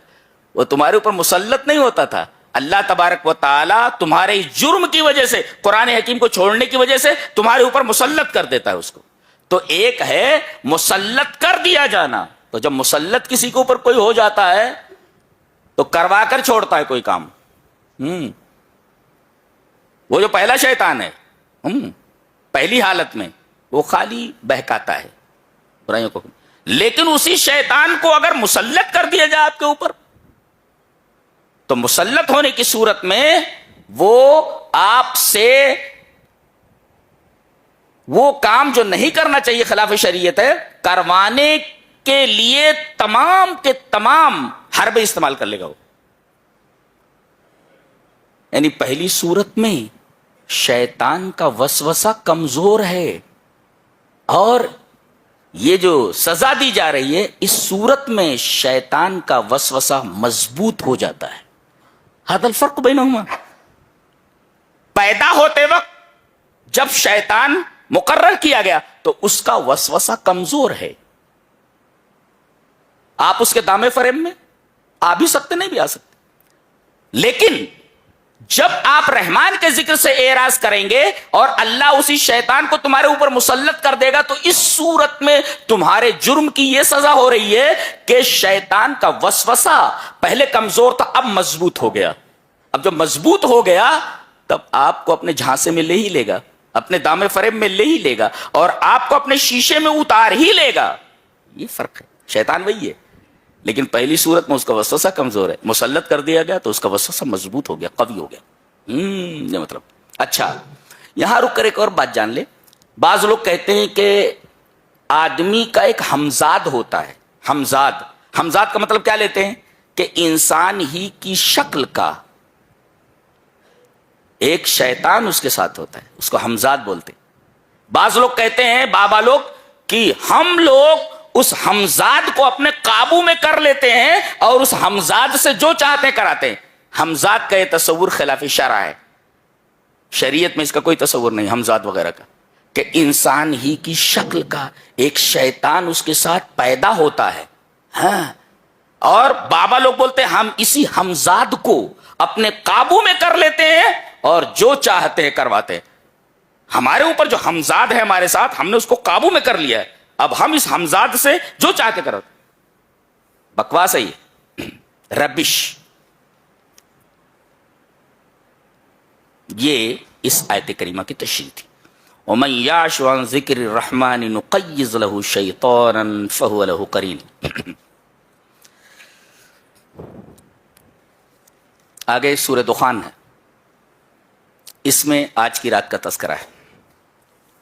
جی جی غور سے متوجہ ہیں۔ حامیم والکتاب المبین، اللہ تبارک و تعالیٰ اپنے کلام کی قسم کھا کر کے بولتا ہے، یہ جو قرآن آپ کے سامنے اس کی قسم کھا رہا ہے، اللہ اکبر، اللہ تبارک و تعالیٰ قرآن کی قسم کھا رہا ہے، قرآن کی قسم اٹھا رہا ہے۔ دیکھو، حامیم والکتاب المبین، قرآن حکیم کی قسم، کیا؟ انا انزلناہ فی لیلۃ مبارکۃ انا کننا منذرین، ہم نے اس کتاب کو جس کی ہم قسم کھا رہے ہیں، قسم اٹھا رہے ہیں جس کی، قرآن کی، ہم نے اس کو ایک مبارک رات میں نازل کیا ہے۔ یہ وہی رات ہے، 5 طاق راتوں میں سے ایک رات ہے مبارک۔ مبارک کا مطلب کثیر الخیرات والبرکات، بہت زیادہ بھلائیاں اپنے اندر لیے ہوئے ہے اور بہت زیادہ برکتیں اپنے اندر لیے ہوئے، کثیر الخیرات و کثیر البرکات۔ اور کیوں نہ ہو کہ ایک رات 1000 رات سے بہتر ہے۔ لیلۃ القدر خیر من 1000 شہر، 1000 مہینوں سے بہتر ہے یہ ایک رات۔ لیلۃ القدر خیر من 1000 شہر، ایک رات 1000 مہینے سے بہتر ہے۔ اس سے زیادہ برکت والی رات اور کیا ہو سکتی ہے؟ آدمی کو اپنی زندگی بھر سے زیادہ نیکیاں اس ایک رات میں حاصل ہو سکتی ہیں۔ اللہ تبارک تعالیٰ نے قرآن کی وجہ سے اس رات کو اتنا بابرکت بنا دیا ہے، تو قرآن کتنا بابرکت ہوتا ہے اندازہ لگائیے۔ قرآن کا محل ہے کیا؟ یہ مبارک رات ظرف ہے، قرآن اسی رات میں نازل ہوا ہے، اور قرآن کے اس رات میں نازل ہونے کی وجہ سے اس رات کا رتبہ اتنا بڑھ گیا کہ یہ اتنی برکت والی رات ہو گئی کہ ایک رات 1000 مہینے سے بہتر ہے۔ اگر اتنی برکت والی یہ رات اس وجہ سے ہوئی کہ اللہ نے قرآن حکیم کو اس رات پہ نازل کیا، تو اندازہ لگائیے جو چیز نازل ہوئی ہے وہ کتنی بابرکت ہوگی۔ لہذا بار بار آتا ہے، ھذا کتاب انزلناہ مبارک، یہ کتاب جو ہم نے نازل کی تمہارے اوپر بابرکت کتاب ہے۔ لہذا اگر برکتیں چاہیے تو اپنے گھر کو قرآن حکیم کی تلاوتوں سے، اس کے تفہم سے، اس کے تدبر سے آباد کرو۔ نبی کریم صلی اللہ علیہ وسلم ایک دفعہ ایک گلی سے گزرے،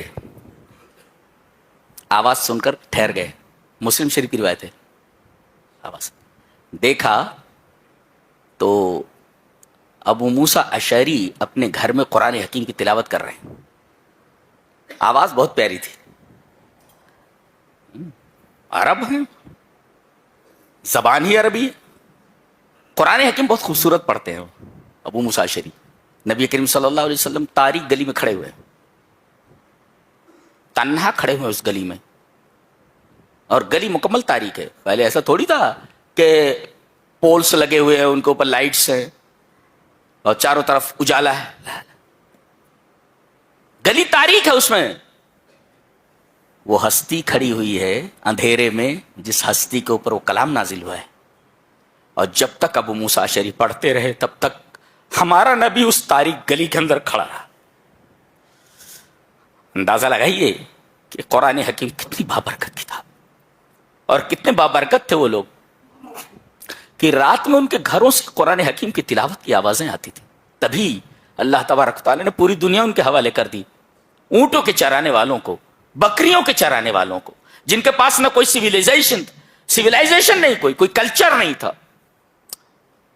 بدو تھے سب. اللہ تبارک و تعالیٰ نے انہیں اس طرح قرآن کی وجہ سے بنایا کہ دنیا نے ان سے سیکھا کہ تہذیب کیا ہے, واٹ از کلچر. دنیا نے ان سے سیکھا کہ واٹ از سویلائزیشن. دنیا نے سیکھا کہ تمدن کیا ہے. انہوں نے بتایا دنیا کو کہ تہذیب کیا ہوتی ہے, اسٹائل آف لیونگ کیا ہوتی ہے, جینے کا طریقہ کیا ہوتا ہے, وہ بتایا انہوں نے. اور پوری دنیا اللہ تبارک و تعالی نے مسلمانوں کے حوالے کر دی. 57 ممالک ہیں, سب صحابہ کرام کے خیرات ہیں, صدقات ہیں ان کے. فتح کر کے دے کر چلے گئے, سنبھال نہیں پا رہے ہیں مسلمان اختلافات کی وجہ سے. یہ سب صحابہ کرام کا صدقہ ہے, دے کر چلے گئے. 57 ممالک ہیں, یہ سب فتح کیے ہوئے ہیں صحابہ کرام کے اور ان کے راستے پر چلنے والوں کے ہاتھوں میں, جیالوں کے. سنبھال نہیں پا رہے. یہ اتنی بابرکت کتاب ہے. انا انزلناہ فی لیلۃ مبارکۃ, ہم نے اس کو ایک مبارک رات میں نازل کیا ہے. اچھا, اس رات کے اندر کوئی اور خاص بات ہے؟ خاص بات تو یہی ہے کہ اس کو 1000 مہینے کے برابر کر دیا گیا ہے. یعنی اس کے اندر عبادت اگر آپ کے قبول ہو گئی تو 1000 مہینوں کی عبادت کا ثواب آپ کو دے دیا گیا. اور دوسرے, فیہا یفرق کل امر حکیم, اس رات میں ہر حکیمانہ فیصلہ کیا جاتا ہے. اچھا, تقدیریں ہوتی ہیں. تقدیریں بنیادی طور پر 4 ہیں. ایک تقدیر شامل, جامع, شامل لجمیع المخلوقات. 50,000 سال پہلے زمین اور آسمان کے پیدائش سے اللہ تبارک تعالیٰ نے جو تقدیر لکھ دی وہ تقدیر شامل ہے. اور اس کے بعد سالانہ جو تقدیر ہوتی ہے, تقدیر حولی, تقدیر حولی سالانہ جو ہوتی ہے وہ اسی رات میں ہوتی ہے. کس کو اگلا رمضان نہیں ملنا ہے وہ بتا دیا جاتا ہے موت کے فرشتے کو. کس کو کتنا رزق ملنا ہے بتا جائے, سب فیصلہ ہو جائے. اس کو کہتے ہیں تقدیر حولی. سال بھر کا پورا فیصلہ کر دیا جاتا ہے. اور ایک ہوتا ہے تقدیر عمری, جی, ماں کے پیٹ میں جو فیصلہ کیا جاتا ہے. فرشتہ کہتا ہے, اللہ کہتا ہے لکھ. فرشتہ پوچھتا ہے رب تعالیٰ کیا لکھوں؟ کہا کہ لکھ, اس کو رزق کتنا ملنے والا ہے لکھ دے, اس سے زیادہ نہیں ملتا. مرے گا کب یہ بھی لکھ دے. جنت میں جائے گا کہ جہنم میں جائے گا لکھ دے سب ابھی سے. یہ ہے تقدیر عمری. ایک تقدیر ہے تقدیر شامل, وہ زمینوں اور آسمانوں کی تخلیق سے 50,000 سال پہلے لکھ دی گئی ہے ایک. اور دوسرے, ماں کے پیٹ میں جو تقدیر لکھی جاتی ہے تقدیر عمری ہے 2. اور ایک تقدیر حولی سالانہ جو تقدیر ہوتی ہے وہ لکھی جاتی ہے اسی رات کو. فیہا یفرق کل امر حکیم. لکھ دیا گیا ہے کہ جو لوگ یہاں کچھ بیٹھے ہوئے ہیں ان میں سے کن کن کو یہ مہینہ نہیں ملنے والا ہے, ہماری طرف آنے والے ہیں. اللہ. اور ایک تقدیر یومی, دن کی تقدیر ہے, دن میں کس کو کیا ملنے والا ہے. یہ 4 قسم کی تقدیر ہے. فیہا یفرق کل امر حکیم. اور یہ امر من عندنا, یہ ہماری طرف سے امر ہوتا ہے. یہ ہماری طرف سے امر ہوتا ہے. اس کے بعد ایک بڑی پیاری بات فرمائی جا رہی ہے. پہلے وہ لفظ دیکھو کتنا خوبصورت ہے, اس کے بعد بات کرتے ہیں. وَاتْرُكِ الْبَحْرَ رَهْوَا, رَهْوَا. عجیب اسٹرینج ورڈ اٹ از. وَاتْرُكِ الْبَحْرَ رَهْوَا. لفظ ایک ہے, معنی 2 ہے. رہوا کا مطلب ہوتا ہے جارین, ساکنن و منفرجن. 2 معنی, ساکنن منفرجن. کیا مطلب؟ حضرت موسیٰ علیہ السلام کو حکم ہوا کہ عصا کو دریا پر ماریں. ٹھیک ہے, اب جیسے ہی آپ نے عصا کو دریا پر مارا پانی 2 حصوں میں بٹ گیا اور پہاڑ کی طرح کھڑا ہو گیا. پانی پہاڑ بن گیا. پانی پتھر بنتا ہے کیا؟ اب پانی کو پتھر بنا دیا گیا, کالطود العظیم, اور بیچ میں راستہ بن گیا. ٹھیک ہے, راستہ بن گیا. اب حضرت موسیٰ علیہ السلام بنی اسرائیل کو لے کر اسی راستے سے اس پار چلے گئے. اب موسیٰ کی تمنا کیا ہوگی؟ موسیٰ کی تمنا یہی تھی کہ پانی اپنی اصلی حالت پر آ جائے, ایز اٹ از ہو جائے, ہے نا, تاکہ فرعون ہمارا پیچھا کرتے ہوئے اسی راستے سے ہمارے اوپر حملہ نہ کرے. تو تمنا کیا تھی کہ یہ راستہ مل جائے, ایز اٹ از ہو جائے. اللہ نے فرمایا نہیں, ایسا مت. وَاتْرُكِ الْبَحْرَ رَهْوًا, دریا کو ایسے ہی ٹھہرا ہوا اور کشادگی والا, یعنی جو راستہ بنا ہوا ہے یہ کشادگی والا اور ٹھہرا ہوا ایسے ہی رہن دو. اس کیوں؟ انہم جند مغرقون, فرعون اور اس کے لشکر کو ہم یہی ڈبونے والے ہیں. یہ رہوا کا لفظ بڑا عجیب و غریب ہے. رہوا, رہون ساکنن و منفرجن, ٹھہرا ہوا اور کشادگی والا راستہ بنا ہوا. اس لیے کہ راستے کو ایسے ہی رہنے دو اور پانی کو اسی طرح ساکن رہنے دو, ٹھہرا ہوا. اس لیے کہ ہم ایک انعام تو کر چکے ہیں تمہارے اوپر کہ اس راستے سے تمہیں ہم نے گزار دیا. اب دوسری نعمت ہم یہ عطا کرنے والے ہیں کہ اپنے دشمنوں کو مرتے ہوئے دیکھو جنہوں نے برسوں تمہارے اوپر ظلم کیا ہے. اللہ نے فرمایا انہم جندم مغرقون, راستہ ایسے ہی رہنے دو, ایز اٹ از رہنے دو, اس لیے کہ ہم ان کو ڈبونے والے ہیں. ڈبو دیے گئے سب. اور بڑی شان سے فرمایا گیا فما بکت علیہم السماء والارض وما كانوا منظرین. فرعونی پورے کے پورے فرعون سمیت ڈوب کر مر گئے. بعد میں بڑی شان سے اللہ تبارک تعالیٰ ارشاد فرماتا ہے کہ اس سے بڑی شان کس کی ہو سکتی ہے کہ ان پر آسمان اور زمین نہیں روئے. پتہ یہ چلا کہ کچھ اتنے اچھے لوگ ہوتے ہیں کہ ان کے مرنے کے بعد زمین بھی روتی ہے اور آسمان بھی روتا ہے, اور کچھ اتنے ناپاک اور نالائق قسم کے لوگ ہوتے ہیں, دھرتی کا بوجھ ہوتے ہیں. لوگ کہتے ہیں کم کیوں نہیں ہوتا, زمین کا بوجھ ہے یہ, کم ہو جانا چاہیے. تو بعض لوگ ایسے ہوتے ہیں کہ ان کے مرنے کے بعد آسمان اور زمین روتے ہیں, اور بعض اتنے نالائق ہوتے ہیں کہ خس کم جہاں پاک, مر گیا, دھرتی کا بوجھ کم ہوا. اچھا, یہ زمین اور آسمان کیوں روتے ہیں؟ اس لیے کہ زمین میں مواضع الطاعہ, جہاں اس نے سجدے کیے ہیں وہ زمین سے پہچانتی ہے. ہاں, جہاں تم نے اللہ کی کوئی اطاعت کی وہ زمین تمہیں پہچانتی ہے, وہ جگہ تمہیں پہچانتی ہے. جہاں تمہیں سجدے کیے ہیں, جہاں تم نے نمازیں ادا کی ہیں, تم اس دنیا سے چلے گئے, وہ روتی ہے جگہ کہ یہاں اللہ کو سجدہ کرنے والا اس کا کوئی بندہ تھا, چلا گیا اس دنیا سے. تو گویا کہ تابعداروں کے ساتھ زمین بھی بہت محبت کرتی ہے. اور اس کا جو یہ عمل ہے, اس کی نمازوں کا جو ثواب ہے وہ آسمان پر چڑھتا ہے, دروازوں سے آگے جاتا ہے وہ. تو جس دروازے سے آسمان کے اس کا عمل جاتا ہے, عمل رک جاتا ہے, پتہ چل جاتا ہے کہ مر گیا ہو, اس لیے کہ اس کا عمل چڑھ نہیں رہا ہے, تو آسمان بھی روتا ہے اس کے مرنے پر. اللہ نے فرمایا فما بکت علیہم السماء والارض, یہ فرعونی جتنے مر گئے آسمان اور زمین ان کے اوپر روئے نہیں, اس لیے کہ خسکم جہاں پاک کے مصداق تھے, کچرا تھے. یہ کچرے کے اوپر کہاں زمین روتی ہے, کچرا تھے. اور ایک نقطہ اور ملا کہ لوگ روتے ہیں کن پر؟ جب وہ کوئی عظیم شخصیت ہوتی ہے تو روتے, ارے اتنا بڑا آدمی دنیا سے چلا گیا. تو بڑی ہستیوں کے اوپر لوگ روتے ہیں, زمین اور آسمان نہیں روئے. کیا مطلب؟ عام آدمیوں کی طرح مر گئے. اپنے کو انا ربکم الاعلی کہتا تھا. برسوں یہ بنی اسرائیل کے اوپر عذاب کی طرح مسلط رہے, اپنے آپ کو بڑا سمجھتے رہے, عام لوگوں کی طرح مر گئے. یہ کیا بات ہے, کیا بات ہے. آگے سورہ جاسیہ ہے, اس کے نام ہی سے ڈر لگتا ہے. اگر صحیح طریقے سے اس کے نام کا تصور آپ کے ذہن میں آ جائے, اب بڑی دیر تک اپنے آنسو نہیں روک پائیں گے. اس سورہ کریمہ کا نام جاسیہ ہے. جاسیہ کیوں رکھا گیا نام اس کا؟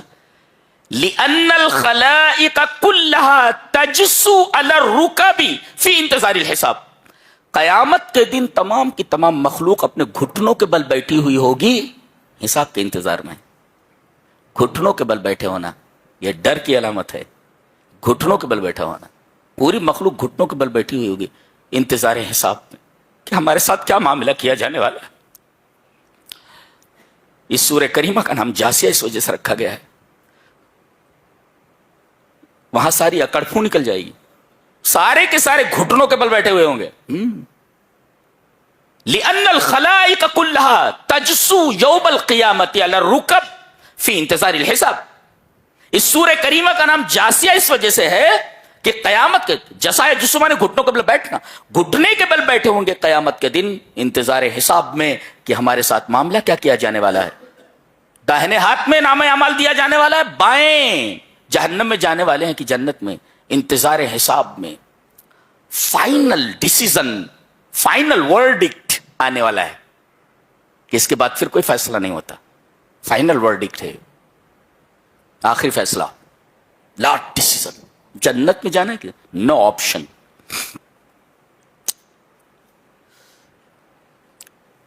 سورہ جاسیہ.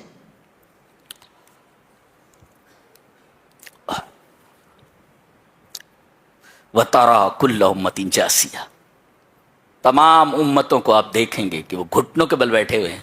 کل امت تدعی الی کتابها, تمام مخلوقات کو ان کے نام اعمال کی طرف بلایا جائے گا. کیوں؟ الیوم تجزون بما کنتم تعملون, تم جو زندگی میں کرتے رہے ہو پورا پورا بدلہ تمہیں دیا جانے والا ہے. بیٹھے ہوئے گھٹنوں کے بل بیٹھے ہوئے. انسان کس قدر بے بس ہے, بے بس. اور نام اعمال سامنے رکھ دیا جائے گا. ھذا کتاب ینطق علیکم بالحق, تمہارا نام اعمال بول پڑے گا. جہاں جہاں جو کچھ تم نے کیا ہے سب اس میں لکھا ہوا ہے. اگر ویڈیو دیکھنا چاہتے ہو ویڈیو موجود ہے, آڈیو دیکھنا چاہتے ہو آڈیو موجود ہے. دیکھ سکتے. ینطق علیکم, بولنے کا مطلب کیا ہے؟ ویڈیو بھی موجود ہے. ینطق, بولتے ہوئے. کتاب بول رہی ہے, کیا مطلب؟ کتاب بول رہی ہے. آڈیو دیکھنا چاہتے ہو آڈیو بھی موجود ہے, اور ویڈیو دیکھنا چاہتے ہو بولتے ہوئے. آدھا کتاب نا ینطق علیکم بالحق, یہ بول رہی ہے. دیکھو دیکھو تم نے یہاں پر یہ کیا ہے, تم نے یہاں پر یہ بات کہی ہے. کیا ریکارڈنگ ہے, اللہ اکبر. سارے کیمرے لگے ہوئے ہیں. یہ کیمرے تو کبھی بھی غلطی بھی کر دیتے, وہ کیمرہ کبھی غلطی نہیں کرتا. یہ اللہ کا کیمرہ لگا. جی کافروں کے ایک سوال کا جواب ہے, دے لیتے ہیں, اس کے بعد بحث کو ختم کرتے ہیں. ویسے ایک ایک آیت کریمہ ایک ایک گھنٹے بحث کی متقاضی ہے, یہ تو ہم ایسے جلدی سے گزر جا رہے. کہتے ہیں مرنے کے بعد کوئی زندگی نہیں ہے. وَقَالُوا مَا هِيَ إِلَّا حَيَاتُنَا الدُّنْيَا نَمُوتُ وَنَحْيَا وَمَا يُهْلِكُنَا إِلَّا الدَّهْرُ. کہتے ہیں جو زندگی ہے وہی ہماری دنیاوی زندگی ہے, ہم مرتے ہیں جیتے ہیں اور ہمیں زمانہ مارتا ہے. اچھا, قرآن حکیم اس کے جواب میں فرماتا ہے مَا لَهُمْ بِذَلِكَ مِنْ عِلْمٍ, یہ علم نہیں ہے.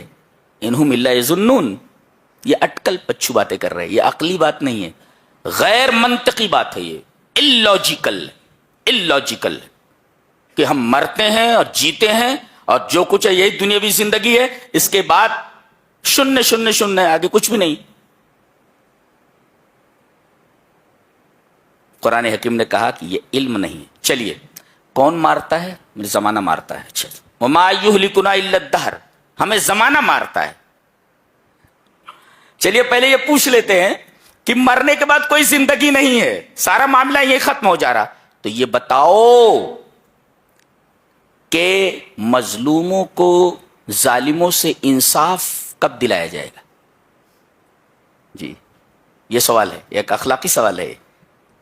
مظلوموں کو ظالموں سے انصاف کب دلایا جائے گا؟ ایک, اور دوسرے صابرین کو ان کے صبر کی قدر و قیمت کب معلوم ہوگی کہ ہم نے دنیا میں اتنے صبر کیے, بدلہ کدھر ہے؟ دوسرے, نیک لوگ ہمیشہ پریشان رہتے ہیں, برے لوگ ہمیشہ مست رہتے ہیں. اچھے لوگ ہمیشہ پریشان اور برے لوگ ہمیشہ خوشی اور تعیش میں رہتے ہیں.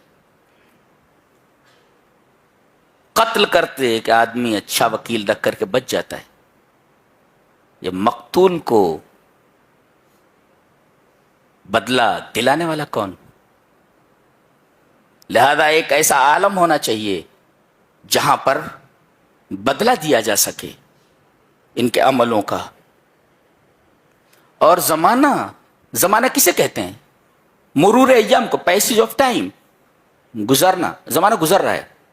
اور ایک بات یاد رکھو، جو چیز مرکب ہو وہ مخلوق ہوتی ہے. گھنٹہ کسے کہتے ہیں؟ گھنٹہ کہتے ہیں منٹوں کے مجموعے کا. منٹ کس کو کہتے ہیں؟ سیکنڈوں کے مجموعے کا. تو گویا کہ یہ زمانہ لمحات اور لحظات کا مرکب ہے، اور جو چیز مرکب ہو مخلوق ہوتی ہو. زمانہ خود مخلوق ہے، اس کا کوئی خالق ہونا چاہیے. جی، زمانے کا خالق ہونا چاہیے کوئی. کیوں؟ اس لیے کہ یہ لحظات اور لمحات سے مرکب ہے. جو چیز مرکب ہو، ترکیب پذیر ہو، وہ مخلوق ہوتی ہے. زمانہ مخلوق ہے، خالق نہیں ہے کوئی مار سکے. اور زمانہ زندہ ہے. دلیل لاؤ. کوئی زندہ شے ہے، دلیل لاؤ. وہ خود مرا ہوا ہے، تو ایک مری ہوئی چیز ایک زندہ کو کیسے مار سکتی ہے؟ ایک. اور دوسرے زمانہ متغیر ہے. سیکنڈ، منٹ، گھنٹہ، دن، ہفتہ، مہینہ، سال، یہ بدل رہا ہے. اور کل متغیر مخلوق، کل متغیر حادث. جو چیز بدلے وہ مخلوق ہوتی ہے، اور مخلوق کا خالق ہونا ضروری ہے. لہذا یہ کہنا کہ ہمیں زمانہ ہی مارتا ہے، زمانے کا ایکسپلینیشن کرو. واٹ از زمانہ، واٹ از دہر، ثابت کرو اس کو. گویا یہ ماننا اخلاقی طور پر بھی اور منطقی طور پر بھی، دونوں طور پر بالکل غلط ہے. ثابت یہ ہوا کہ مرنے کے بعد ایک زندگی ہے جہاں آپ کو اپنے تمام کرتوتوں کا حساب و کتاب دینا ہے.